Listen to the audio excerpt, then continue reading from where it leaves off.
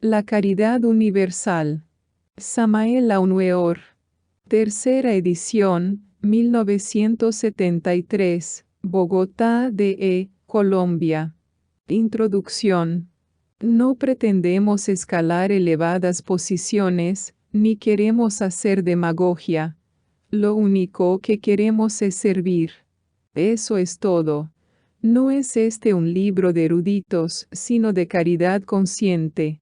Habrá muchos sabios en el mundo, pero desgraciadamente, en estos tiempos la caridad se ha enfriado. Queremos ser caritativos, queremos cultivar ampliamente la caridad consciente. El movimiento gnóstico cristiano universal, la Acción Libertadora Americana del Sur y el Sivananda Aryavarta Asrama se han unido para iniciar una nueva era entre el augusto tronar del pensamiento. Millones de personas de todas las escuelas religiosas, órdenes y sectas han respondido al llamado de los tres movimientos unidos. Estamos en condiciones de darle al mundo un cambio total y definitivo.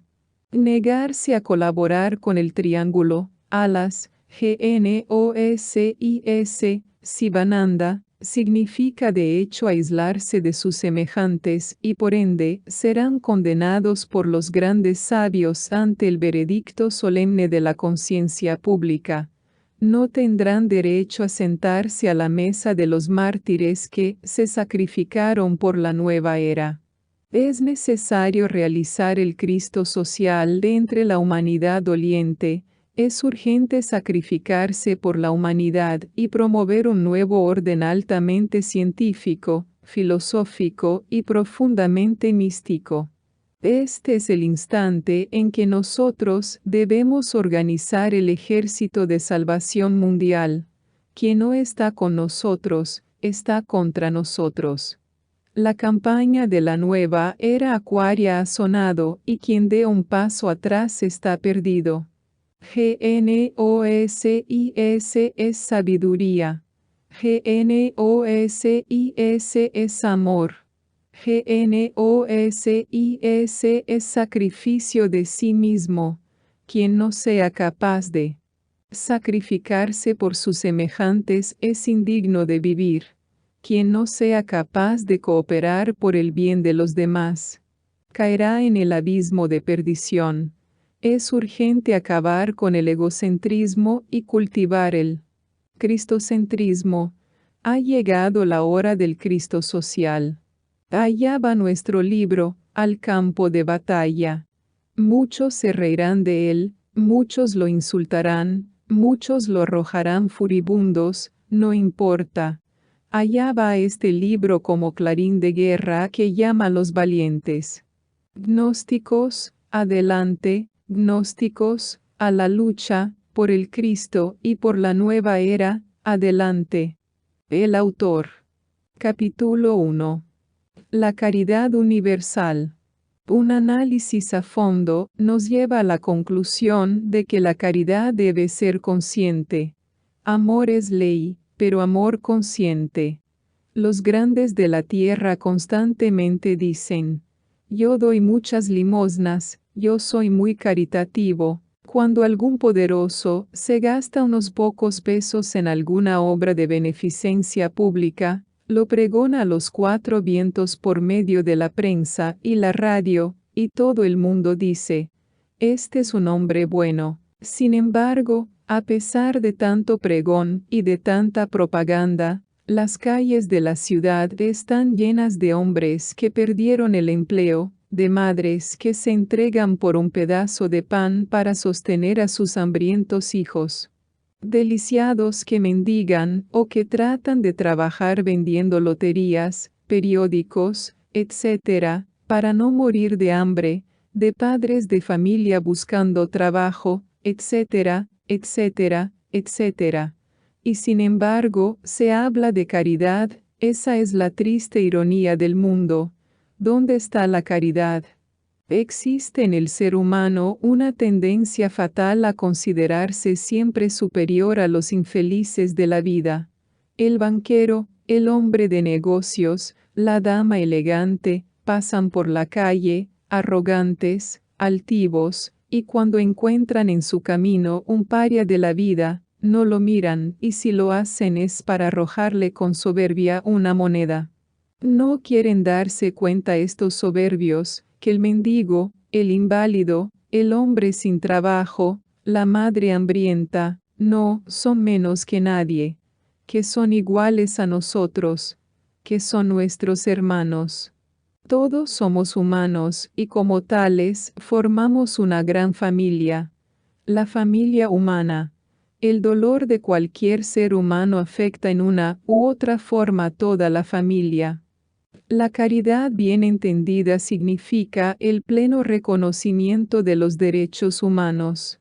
No es justo que unos pocos tengan la dicha de tener casa propia, lujoso automóvil, rentas, etcétera, etcétera, mientras la gran mayoría sucumbe de miseria.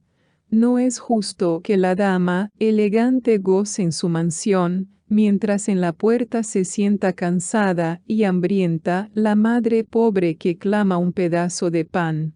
Todos somos humanos, la sangre que corre por las venas del infeliz, corre también por las venas del poderoso.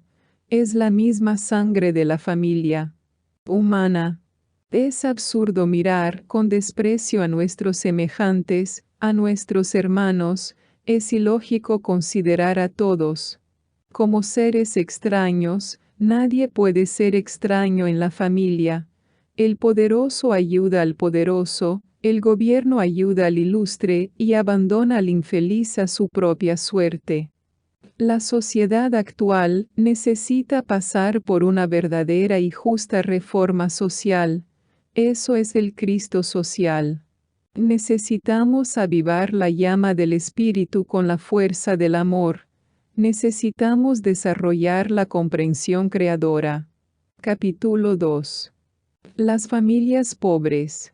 Hemos visto infelices madres rodeadas de sus hijos hambrientos y desnudos, buscando por las calles papeles sucios para reunirlos y venderlos en ciertas fábricas por una moneda para calmar el hambre. Nadie se compadece de ellos, ni los grandes señores, ni los políticos que tantas promesas hacen al pueblo. Hemos visto madres, niños desnutridos, miserables, devorar cáscaras de naranjas, desperdicios de comidas encontradas en las canecas de basura. Todo esto sucede mientras los grandes de la tierra lanzan a los cuatro vientos programas agrarios, promesas maravillosas sobre el tema del capital y el trabajo. Los políticos prometen, qué ironía de la vida, prometen, ¿hasta cuándo tanta injusticia? Entre canales de aguas negras. Hemos visto en la Ciudad de México a estas pobres madres sumergirse para sacar el cadáver de un cerdo, de un ave de corral, ya en descomposición, para calmar el hambre de su familia. Y sin embargo, los políticos prometen. Para las familias pobres no existe más que desprecio. Los grandes de la tierra jamás se acuerdan de los infelices. Ellos no existen en su mente. Algunos gobiernos inventan asilos para familias miserables. Los pobres prefieren vagar por las calles con su miseria a cuestas, antes de meterse en este nuevo tipo de cárcel. Tienen razón. La libertad es muy bella y es preferible morir de hambre siendo libre, que morir lleno entre una jaula. La vivienda campesina es para los trabajadores bien remunerados. Las casas granjas son para los empleados de la burguesía, para quienes pueden darse el lujo de pagar bien. Nosotros los gnósticos debemos luchar por estos infelices. Debemos abrir comedores públicos para estos parias de la vida. Debemos luchar ante los gobiernos de la tierra para que estos pobres infelices tengan también su techo humilde, pero limpio, aireado, alegre.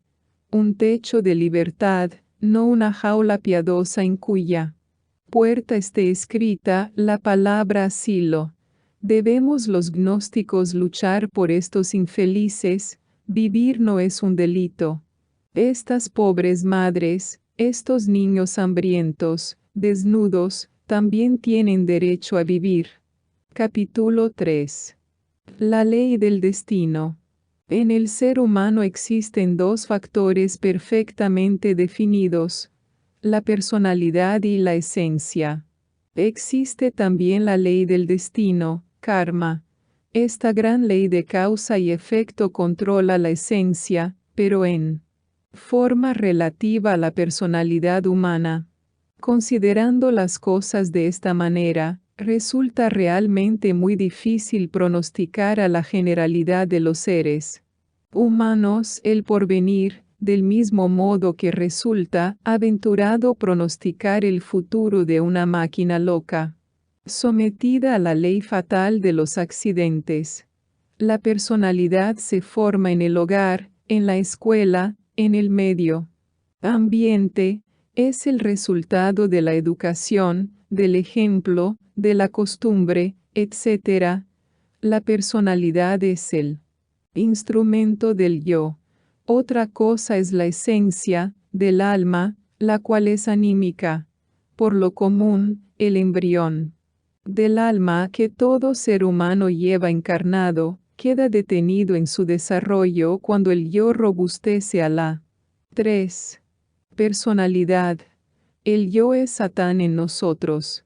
Un yo fuerte y una personalidad extremadamente desarrollada son suficientes para detener el crecimiento de la esencia.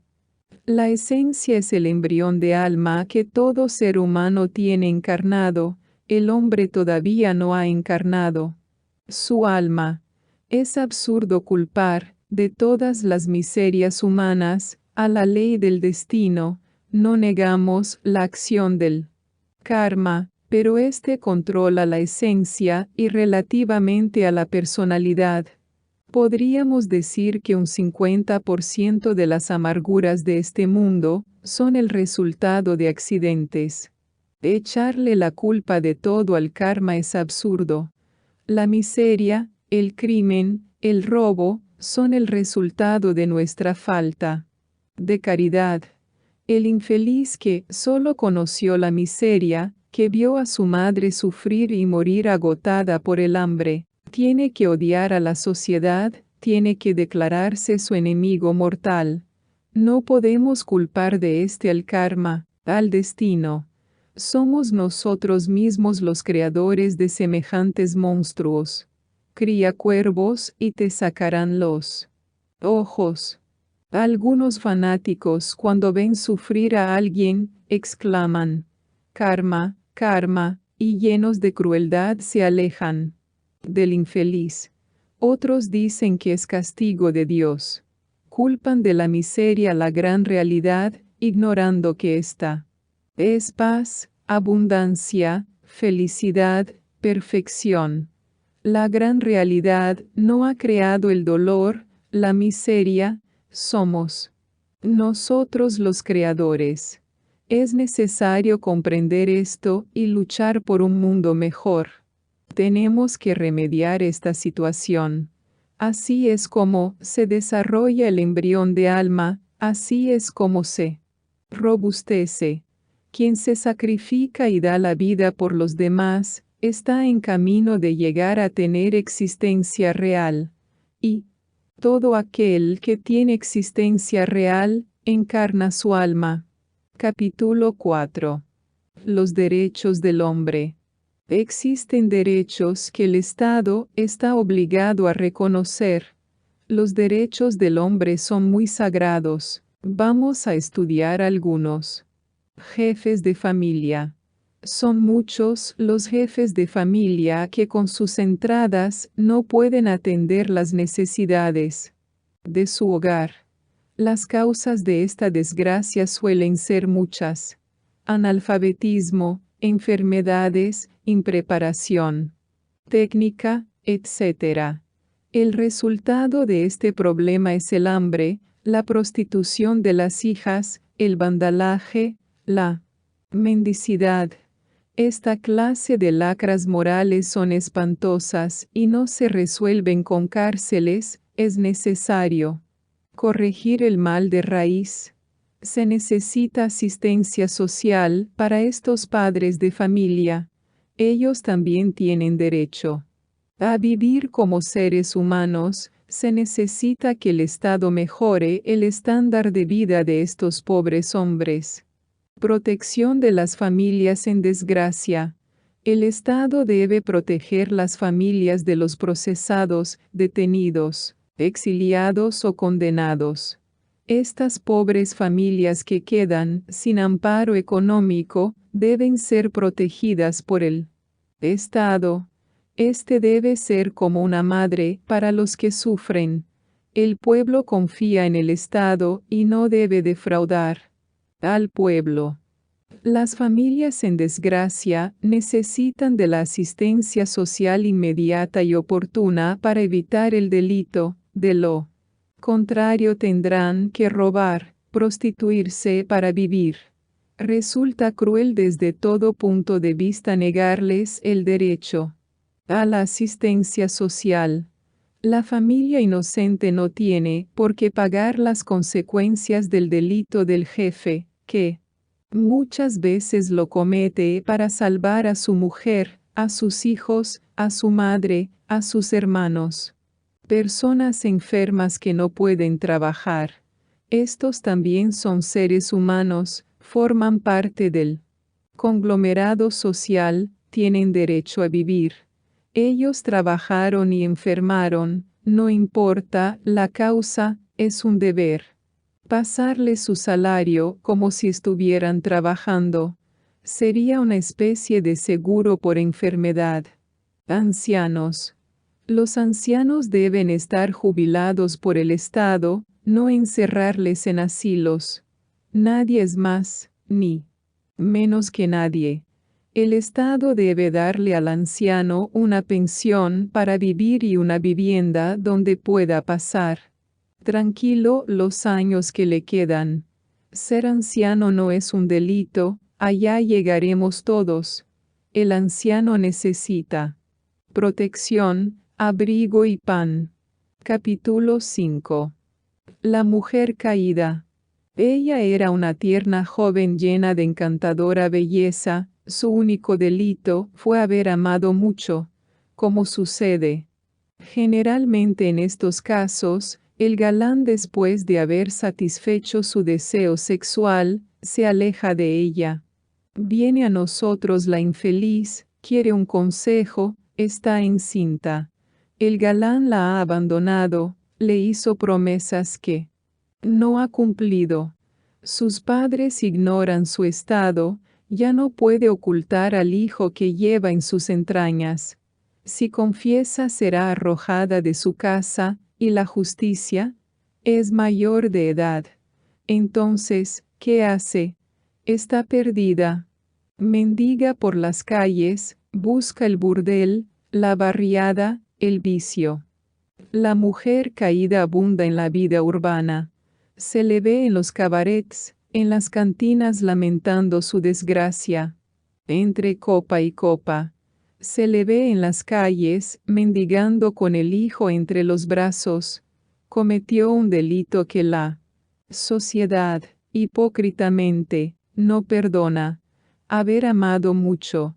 Los gobiernos de la tierra se ríen de estos casos, nadie compadece a la infeliz. Lo único que hace la sociedad es arrojarla a la delincuencia. Nosotros pedimos piedad para la mujer caída.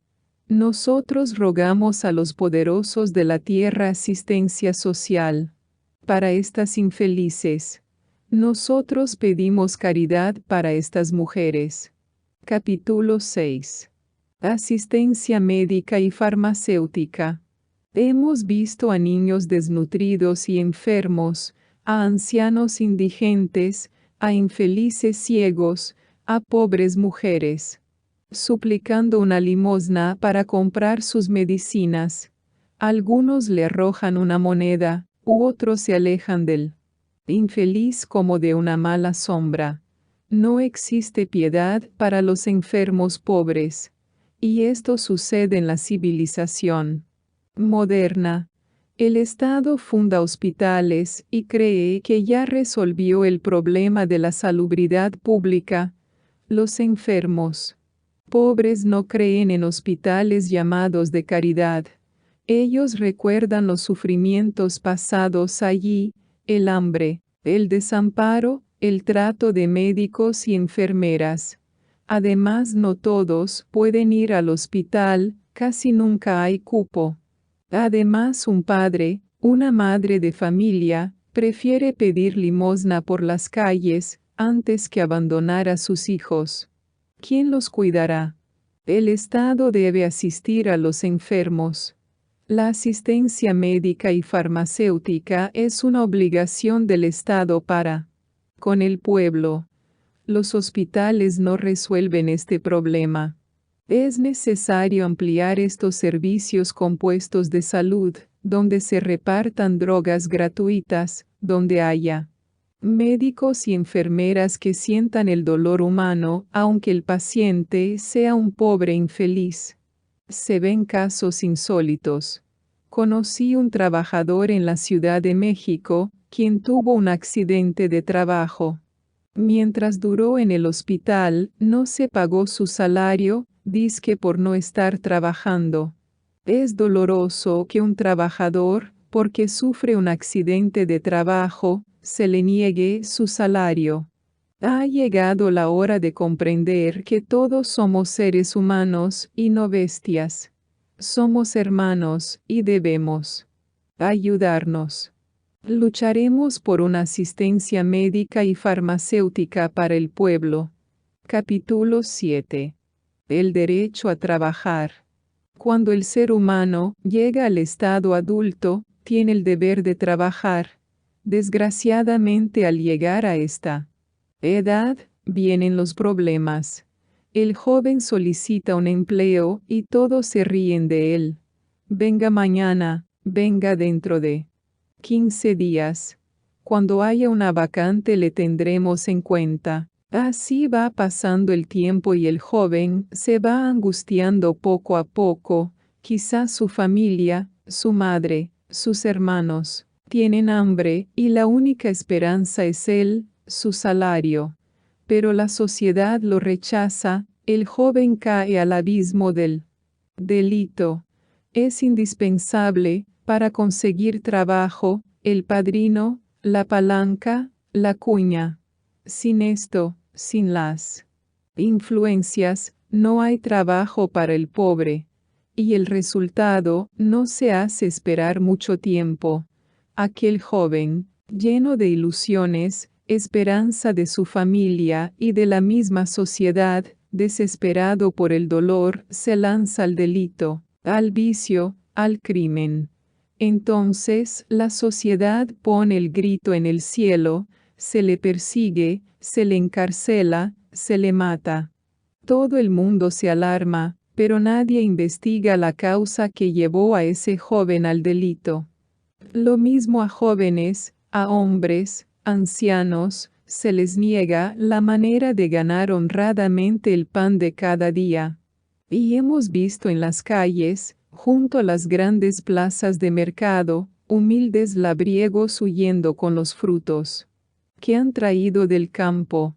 No se les deja trabajar porque no tienen el dinero para pagar un puesto en la plaza del mercado. Ellos que traen el maíz, el plátano, la papa, etc., para que vivan los habitantes de la ciudad, se les niega un sagrado derecho: trabajar. El Estado tiene la obligación de velar por este derecho, porque trabajar no es un delito. Si los gobiernos quieren un pueblo sano, fuerte, un país rico, floreciente, tienen que proteger el trabajo. Capítulo 8. Problema de la vivienda. El Estado debe invertir parte de sus fondos en fomentar la construcción de viviendas baratas. Es justo que los trabajadores en general tengan la dicha de su casa propia. Hemos visto trabajadores de todos los gremios, viviendo en chozas de palos y latas, casuchas de cartones, cuevas inmundas, como cerdos. No existe compasión para estos obreros, la sociedad no les perdona el delito de ser humildes siervos de ella. En alguna ciudad, un líder ferroviario fue encarcelado por reclamar viviendas para sus compañeros. Es doloroso ver familias completas viviendo en piezas, en cuartuchos inmundos. En España, por ejemplo, viven en un miserable cuarto de pocos metros, hasta 3 familias amontonadas como animales. En otras partes se han inventado los llamados multifamiliares que lo mismo que los rascacielos, no solucionan el problema de la vivienda. Allí los niños no tienen espacio para jugar, para tomar el sol. Estos edificios no son más que gallineros, como si no hubiera tierra donde construir verdaderas casas, y el resultado es fatal. Las enfermedades se contagian con suma facilidad, los niños se levantan débiles. Los poderosos de la tierra dicen: para que jueguen los niños, existen los parques. ¿Qué tiempo le queda al padre, a la madre para salir con sus niños a los parques? Total, que ni el niño, ni el anciano, tienen derecho a tomar los rayos del sol, ni el perfume del jardín. ¿Y el casero, el arrendador? Este es implacable, no admite excusas, el dinero hay que tenérselo por encima de todo, listo y a la mano. El casero no tiene compasión, no tiene caridad. Si no hay dinero para pagar el alquiler, madres, ancianos, niños, muebles, todo va a la calle. El casero se olvida de que todos somos humanos, de que todos somos hermanos. El problema de la vivienda es gravísimo. Ha llegado la hora de municipalizar la vivienda. Por eso, proponemos 2 cosas. Primero, municipalización de la vivienda. Segundo, descongestionamiento de la vida urbana. Con el primer punto propuesto, se acaba para siempre la explotación del casero. Con el segundo se descongestiona la vida urbana, mejorando notablemente la situación económica y social del pueblo. La municipalización de la vivienda daría al Estado fondos monetarios para ampliar el espacio vital de la vida urbana. El sistema de casa-granja, además de poderse construir en la periferia de todas las ciudades, resulta inmensamente productivo para la sociedad, pues la granja casera daría productos agrícolas de diario consumo, lo mismo que los animales de corral. Algunos gobiernos ya han iniciado este sistema con maravillosos resultados. El Estado puede comprar, permutar, casas, lotes, dar facilidades para la construcción, mediante pequeños préstamos. La idea está en marcha, pero hay que intensificarla para que todos gocen de su casa propia. La municipalización de la vivienda debe convertirse en ley. Respetar los bienes ajenos es ley, del mismo modo, construir casa con facilidades de pago, controlados por el municipio, debe ser ley obligatoria. Ningún Estado debe ser indiferente ante el problema de la vivienda. En un Estado indolente y cruel, no hay justicia. El Estado debe ser padre y madre para el pueblo. Capítulo 9. La familia, los salarios y la vivienda. Han pasado ya aquellos tiempos en que la mujer se entregaba de lleno a su divina misión de madre. La dicha de un hogar ha sido terminada por el duro batallar de la existencia. La madre fue sacada del hogar y llevada a la oficina, a la fábrica, al almacén y hasta el cuartel. Los niños que antes pasaban las horas jugando con sus madres y gozando con sus ternuras, ahora son depositados como perros en casas especiales, donde una empleada los cuida mientras la madre trabaja. Estos niños ya no tienen hogar. Esos tiempos pasaron. La desgracia llegó a las puertas del hogar y penetró en él. Muchos matrimonios ya no quieren tener hijos y en verdad que la lógica está de su parte. ¿Para qué traer criaturas al mundo que no van a gozar de un hogar? Niños que serán cuidados por criadas y vivirán encerrados en cuartos como ratones. Ya el padre no gana lo suficiente para sostener su familia. Los salarios son bajos, la madre tiene que salir también a buscar trabajo para ayudar a su marido. Esta es la desgracia de nuestros tiempos. Los niños sufren las consecuencias, la generación se levanta acomplejada. Al llegar a grandes dicen, mi padre trabajó, mi madre no pudo criarnos bien porque también tuvo que trabajar. En este mundo lo que vale es el dinero. A esta conclusión llega el hombre de esta generación. Porque el rico dice, ¿quién eres tú?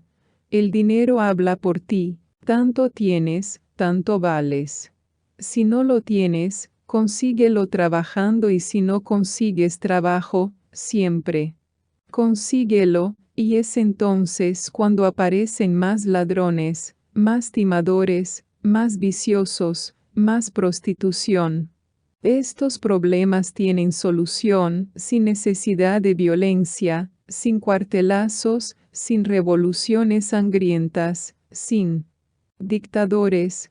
Todos hemos creado esos problemas, todos debemos solucionarlos.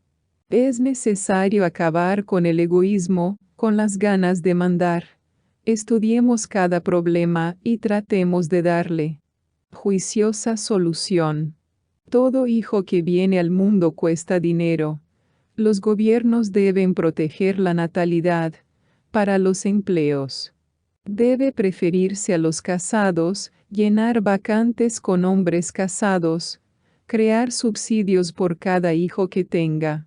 El trabajador, si se trabaja en sitios difíciles, en climas hostiles, acordar una bonificación.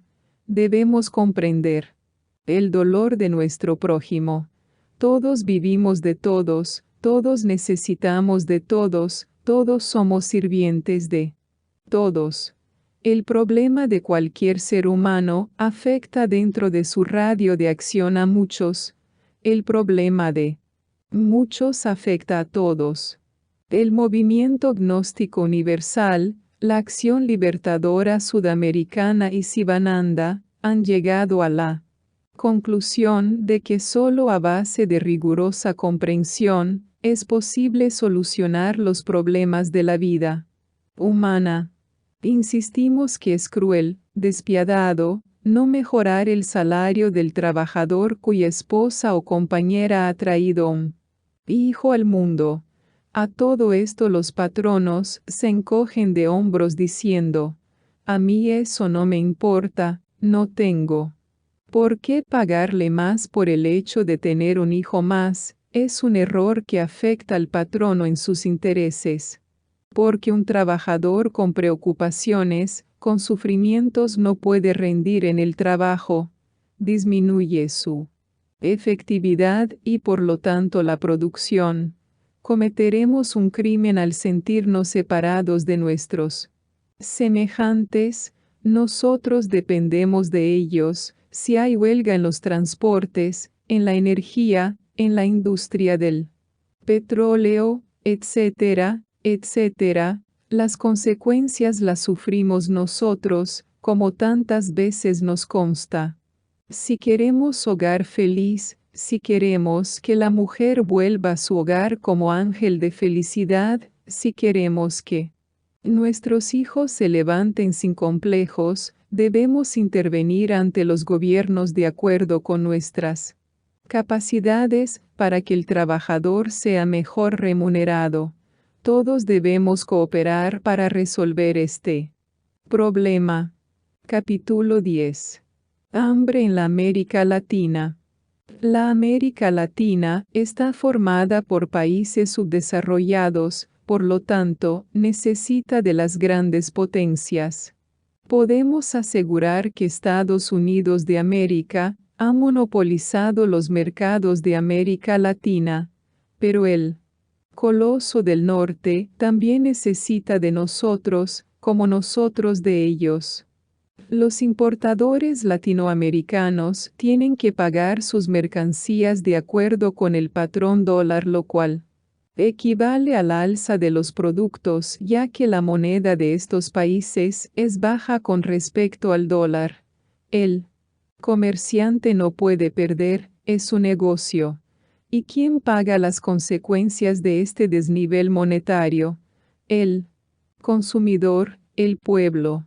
De ahí la importancia de que se revisen los tratados comerciales, de que se busquen fórmulas a fin de que la moneda de los países latinos adquiera una mejor posición con respecto al dólar, porque es un hecho fuera de toda duda que los pueblos latinoamericanos sienten odio, resentimiento, inconformidad contra los Estados Unidos de América.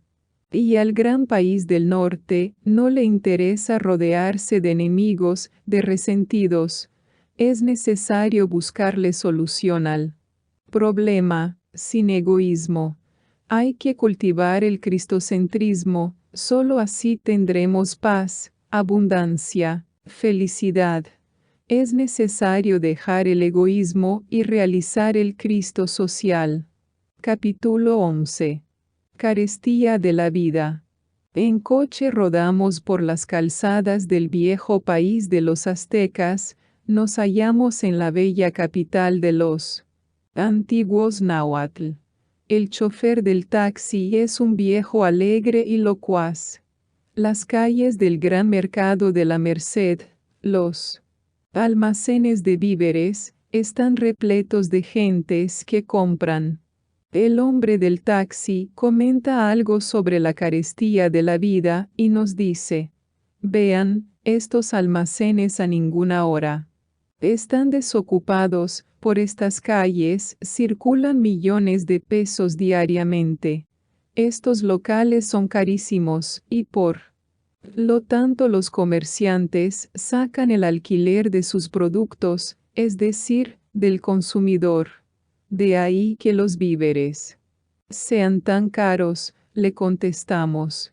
Así es, y hay que tener en cuenta los acaparadores. El campesino es quien menos gana, el producto pasa por muchas manos y cuando llega al consumidor trae todo el recargo, el coche se abre paso y el chofer continúa. Vean, los comerciantes han elevado un memorial al gobierno, solicitando intervenga en los precios del alquiler de locales, así, afirman, podrían vender a precios más bajos. Eso es claro, le respondimos, la municipalización de la vivienda, de todos los locales comerciales, traería el abaratamiento de la vida, porque el gobierno puede tener almacenes de depósito de víveres para evitar acaparadores, así el campesino recibiría el precio justo por sus productos. El expendedor vendería a precios controlados por el gobierno. No necesitamos del capitalismo ni del comunismo para vivir, lo que sí es necesario es la comprensión. Capítulo 12. Las religiones. El postulado del sabio matemático Albert Einstein, energía es igual a masa multiplicado por la velocidad de la luz al cuadrado, dio en tierra con el materialismo ateo. La masa se transforma en energía, la energía se transforma en masa. Estos sabios postulados marcaron el fin del materialismo. El binomio espíritu-materia no es sino la manifestación de una misma cosa, esta es la energía. Las religiones tienen una base científica, los templos son verdaderas plantas de energía atómica, las oraciones son fórmulas mentales que nos permiten generar energía que pasa de un cerebro a otro. Así se realizan los llamados milagros. Quien ahora se ríe de la religión resulta un enemigo de la energía atómica y solo los ignorantes pueden reírse de tamaña verdad. Las fuerzas generadas por un ritual pueden ser utilizadas en la agricultura o para sanar enfermos a distancia. No está lejano el día en que estas fuerzas puedan ser fotografiadas y medidas con aparatos de precisión. Los sacerdotes de todas las religiones resultan ahora verdaderos magos de la energía nuclear. La muerte es una verdadera resta de números enteros. Terminada la operación solo quedan los valores. Así lo que continúa después de la muerte son los valores energéticos de la naturaleza. Dichos valores se reencarnan resultando entonces la muerte un regreso a la concepción. La vida y la muerte están íntimamente ligadas porque ambas son modificaciones de la energía universal. Los destructores de religiones desconocen la física nuclear y quien se ríe de lo que desconoce está en camino de ser idiota. Los perseguidores de religiones son pobres ignorantes. Quien critica la religión del prójimo comete un crimen contra la caridad universal. Las religiones son perlas preciosas engarzadas en el hilo de oro de la divinidad. Dentro de la gran reforma social debemos respetar todas las religiones, escuelas, órdenes, creencias. Cada ser humano merece respeto, su religión es algo muy sagrado. La verdadera caridad consciente se basa en la comprensión. Quien combate los principios religiosos no tiene caridad consciente. La dialéctica materialista quedó reducida a polvo con los postulados del sabio autor de la teoría de la relatividad. La técnica científica demostrará la existencia del hiperespacio, el valor energético de la oración y de los rituales. Lo mismo que la tremenda realidad del yo energético que continúa después de la muerte. Llegará ese día en que se pueda fotografiar el yo energético. 8. Por caridad consciente las religiones, órdenes, escuelas, deben unirse para trabajar pro el bienestar social y económico de la humanidad. Las luchas fratricidas de las distintas religiones están condenadas a la desaprobación universal. La gran caridad universal es religiosidad cósmica. Fin. Esta obra se terminó de imprimir el día 28 de septiembre de 1973 en Iris Impresores. Bogotá, DE, Colombia. Apéndice. Creación del Instituto de la Caridad Universal. Conclusiones de la comisión encargada de elaborar el proyecto de la caridad universal en el Congreso Gnóstico Cristiano Ecuménico de San Salvador celebrado entre el 27 de diciembre de 1972 y el 2 de enero de 1973. La comisión encargada de elaborar el proyecto de la caridad universal, considerando 1. Que se debe crear un organismo de caridad a todos los niveles, que opere eficazmente encajando dentro de las leyes de cada país. 2. que este instituto debe crearse automáticamente por todos los miembros del MGCU de cada país y en las respectivas seccionales o filiales representados en este Congreso. 3. Que algunos gobiernos hacen grandes aportes para la beneficencia, los que no llegan a su destino, o sea, a los menesterosos, porque son interferidos por organismos que se hacen pasar por caritativos pero que venden los artículos donados a entidades comerciales en lugar de distribuirlos gratuitamente. 4. Que mediante el instituto podrán canalizarse esos servicios y donaciones oficiales para que realmente lleguen a los menesterosos y no se continúe haciendo comercio y se explote inhumanamente estas donaciones. 5. Que es necesario que este instituto entre en contacto con los diferentes organismos o asociaciones de beneficencia, acciones comunales o de cualquier tipo de servicio caritativo para coordinar y contribuir a que se operen eficazmente en pro de la caridad consciente. Recomendaciones. 1. Crear el Instituto de la Caridad Universal aquí y ahora. 2. Solicitar el reconocimiento de ayuda internacional como UNESCO y Organización Estados Americanos. 3. Este instituto girará en torno al DCSS que será su directivo internacional. 4. El instituto tendrá un presidente nacional que será el mismo que represente la autoridad del soberano comendador en cada país. 5. El presidente nacional del Instituto de la Caridad Universal coordinará todas las funciones de este en su país, debiendo informar al Sumum Supremum Sanctuario sobre sus actividades. 6. Las comisiones serán encargadas de entrar en contactos con la comunidad. 7. Se sugiere la creación de un organigrama, cuya cabeza y consultor central sea el venerable maestro Samael Aunueor, asesorado por el viceconsultor venerable maestro Garga Cuichines, ver revista Abraxas número 36.